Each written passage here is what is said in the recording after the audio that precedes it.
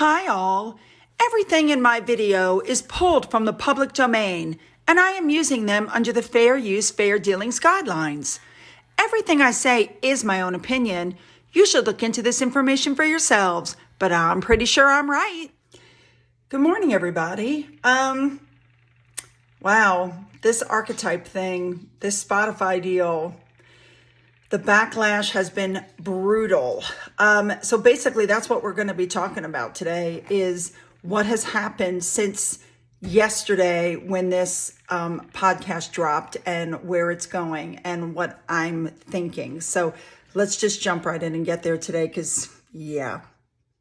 To start off with, for our obligatory photo today, we're going to use this photo that was sent to me. This is a tree in New Zealand. I'm not sure how to pronounce that, so I'm not even going to try, but look at this. Is that not gorgeous? Love it. All right, so to start off with this morning, we have a blind item. We know how we feel about these blind items. They're usually pretty spot on with their information.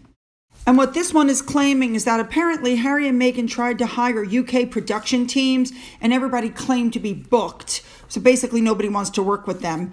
And so they're flying a whole US team over and they're going to get them with a long-standing ovation that can be shot from many angles. And there's talk of a change of clothes so it will look like it happened at multiple spots. We already know they're doing seat fillers because Meghan's going to be darn sure that what happened to Harry doesn't happen to her. Very interesting. All right, next up, I showed you this from yesterday. This is the podcast that she did, and everybody was like, those are NDAs. What's going on? Why did somebody release this?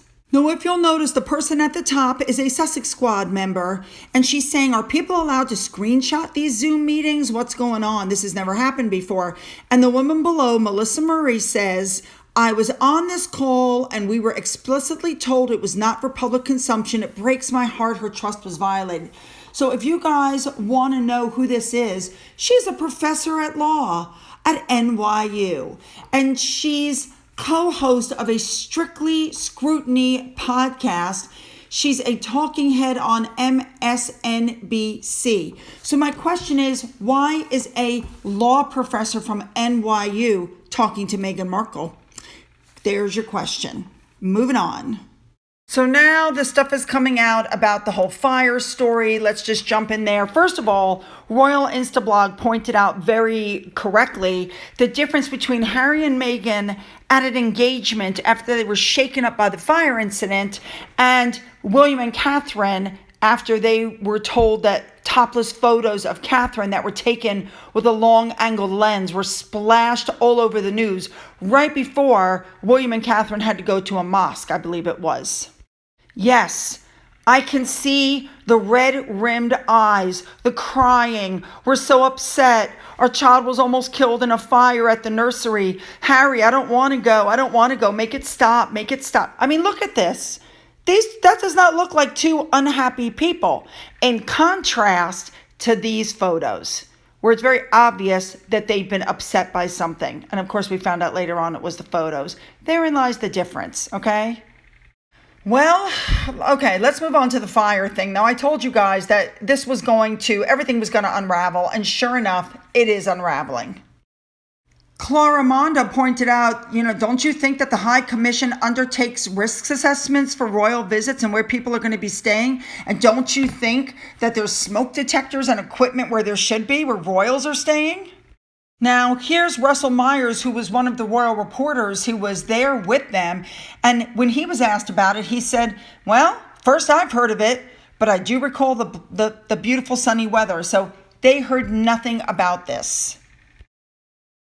And people are saying they don't recall a fire. Now, here's the interesting part. The royal reporters are saying that they do remember a smoking, heater that was simply unplugged.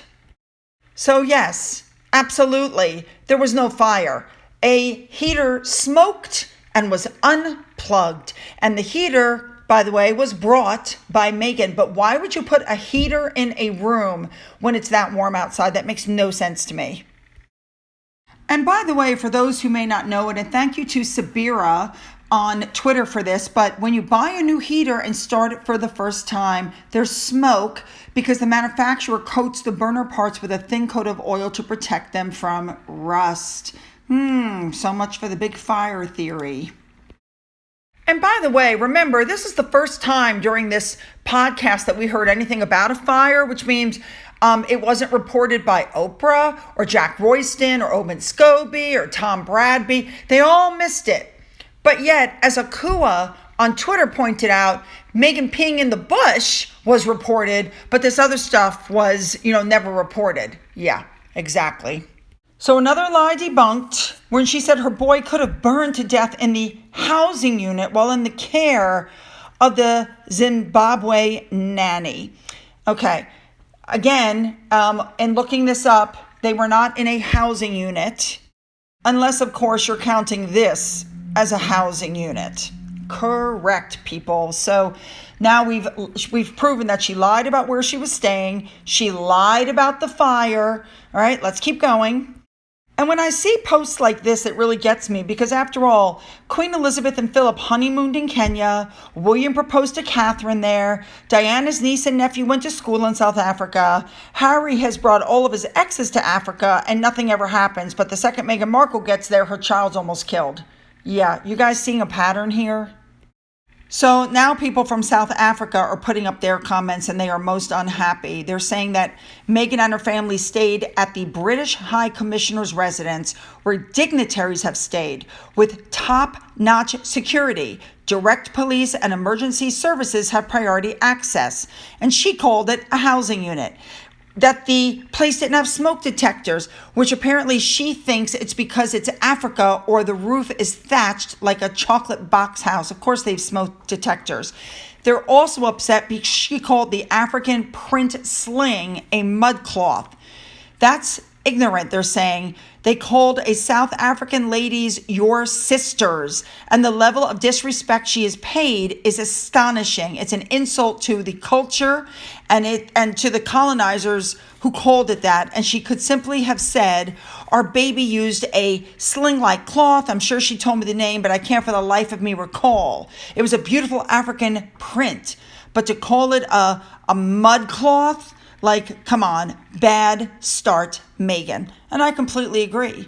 Now, with that, one of their complaints was that she was forced to leave her baby behind. Now, let me just say that Princess Diana in the past, Harry in the past, William in the past, all of them in the past have refused to go on official duties. Meghan could have said, I refuse.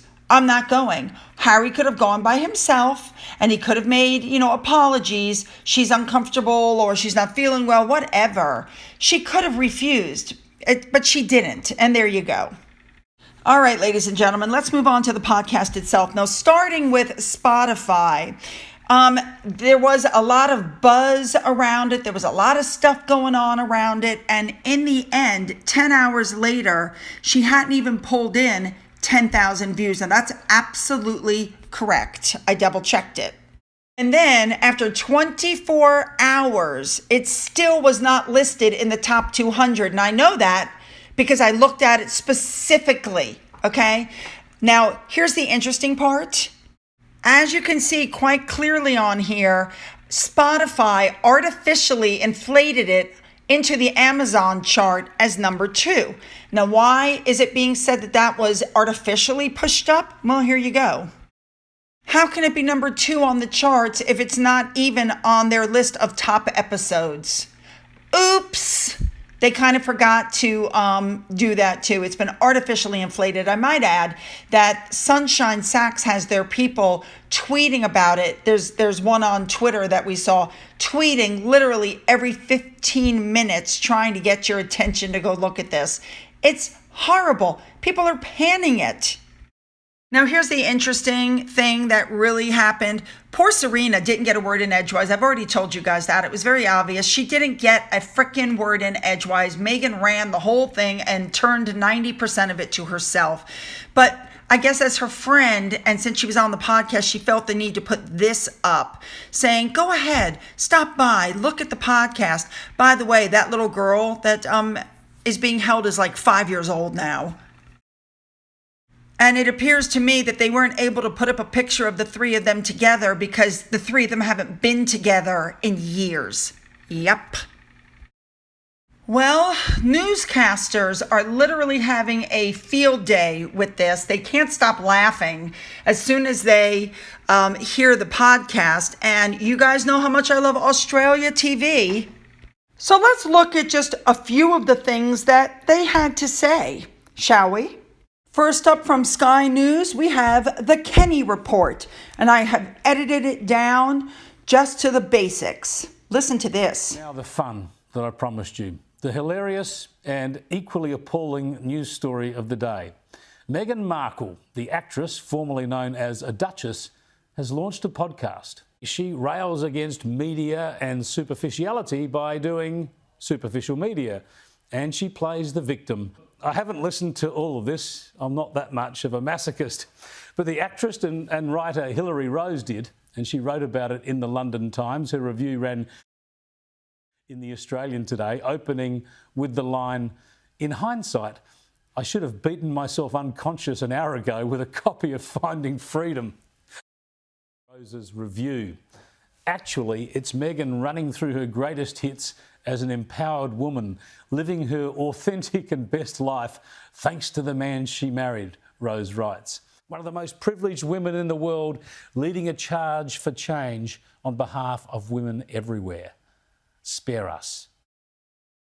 Hilary Rose on the Meghan Markle podcast sums it up perfectly. Her podcast is pure narcissistic gibberish, and next week she's in conversation with Mariah Carey. Shoot me now. Next up, we have the Bolt Report, also Australia, Sky News. God, I love them. Listen to this. Did Andrew, it's 55 minutes of my life I would like back. It was absolutely awful. She is a narcissist of the highest order. She had Serena Williams on her first Spotify podcast. Basically, they just can't bear men. That's sort of the takeout I took from it. And it's poor Meghan. And she, of course, threw in there a bit of a dig at the royal family yet again. This woman just won't let up. I just feel so sorry for the Queen. Something I probably should have not bothered 55 minutes of my life with, to be quite honest. No, you got to do it. No, you do it so the readers of the Australian don't have to. So it's been savaged and classified as a yawn story. We already know people are saying her voice is like claws going down a blackboard. This young lady really let it all hang out. She said that she decided to take a breath and go for it because she didn't feel it was right to have an opinion unless she listened to it. And she said after 20 seconds, she was ready to shut it off and she couldn't take more than 1 minute and 21 seconds of it. Yeah, that seems to be the thought process across the board. I mean, I'm going to try to put as much in here as possible so that you guys don't have to search around, because I know a lot of you aren't on Twitter and a lot of you don't have access to a bunch of this news, but she was savaged across the board by multiple newspapers in the United States, in the UK. So here's a few of the things that were said. Celia Walden from The Telegraph, that it was an interview with this inspirational sporting figure in name only because Meghan was interviewing herself, and that she's the sort of person who hijacks every distressing anecdote with one of her own, but theirs is longer and drawn out and more distressing. Absolutely, Serena didn't get a word in edgewise. James Marriott from The Times said it was a tastefully soundtracked parade of banalities, absurdities, and self-aggrandizing California platitudes. He said the podcast will make you feel you've been locked in the relaxation room of a wellness spa with an unusually self-involved yoga instructor. Ella Whelan pointed out that the problem with Meghan Markle and other celebrities or royals that are whining all the time is that to most people, most professional middle-class women, it seems like you're whining and not about not being celebrated enough. Ben Mooney said that this is a bizarre, saccharine, and queasy schmooze fest between Meghan and, quote, my dear friend Serena, as we hear over and over again, that tells us nothing at all about the making of Serena Williams' towering ambition. And instead of treating the podcast interview with Serena seriously, Meghan used it as a vehicle to air her old grievances, the kind of gossipy, headlining, making stuff up that makes the Spotify execs sigh with relief that their investment has finally been delivered. Not. Angela Levin said she'd still be a D-list celebrity if she hadn't married Prince Harry, which I absolutely believe. The Talk had a few comments to say about this. Listen to this. I think the cringe is like giving me a heart attack. It's a cringe fest, isn't it? What? It's one of the worst things I've ever heard. seen. It's Honestly. drivel. 18 million. If you spent that money, I want my money back. The only good thing about that is a meme factory. Every word that will come out of her mouth is so cringeworthy. There will be literally netizens lining up to make memes of everything that comes out of her mouth. Exactly. Also, look, I'm all up for ambition, by the way. I don't care who you are. I love ambition. I love people who want to achieve things. I love people who want to succeed. I want people who want to succeed against the odds. I love people to reach their full potential. All that stuff. You're not going to do it by listening to this drivel. Seriously, it's appalling. Now, the GB News, this young lady, I don't know her name, but she made a point that went right over my head until she explained it, the whole podcast. And her point was that Meghan was getting back at Tom Bauer and his book by the things that she was saying in the book, and by having Serena Williams on as her first guest. Listen to this. And I really think, outside looking in, just content-wise, that there's an ulterior motive here with this podcast, and that's settling scores. Specifically with this episode, you kind of see her go after Tom Bauer, responding to his claim that she's ambitious and scheming. The book also says that Serena Williams, told a media contact that they weren't necessarily good friends, and he also questions her Procter & Gamble story. Now, she goes into all of those things in the very first episode of her podcast. I think that those might be related, Eamon and Ellie. She then comes to the same conclusion that I had when she's claiming that she was forced to continue on with the tour. She says the exact same thing that I said. Meghan could have told them no, that she was refusing to go, because there are examples of royals, before her that did the exact same thing. So guys, any way you look at it, she has not told the truth. She's told her truth. She has embellished on stories to try to get reactions from people. This is her typical behavior. So when she says, we don't really know her, we're going to get to know her, this podcast highlights the same behavior that we have seen over the last 4 years. We already know who she is. She's just showing it even more on this podcast. So my question is, have they already done all 12 of the podcasts, and is Spotify going to continue to put them up one after another so that they feel on some level like they've gotten their money out of Meghan? Because I truly believe that whatever contract they signed, they can't get out of it. They're stuck. And so they're going to squeeze what they can out of her. That's my honest opinion. All right, you guys, I definitely want your comments on this one. What do you guys think about what happened with that podcast? I mean, what I heard was every time Serena opened her mouth, Meghan would cut her off, turn the topic to her, and then she'd talk all about her. Unbelievable. And what do you guys think about it now coming out that the space heater smoked and it was simply unplugged? There was no fire. There was no brush with death, as Meghan said. I really want your comments, so don't forget to leave them below. Don't forget to hit the subscribe button and the bell to be notified of future uploads. For those who have donated through my thanks button and through my coffee fund, thank you so much. And don't forget you can follow me on Twitter, Getter, Rumble, and you can email me. And as always, you guys, have a great day.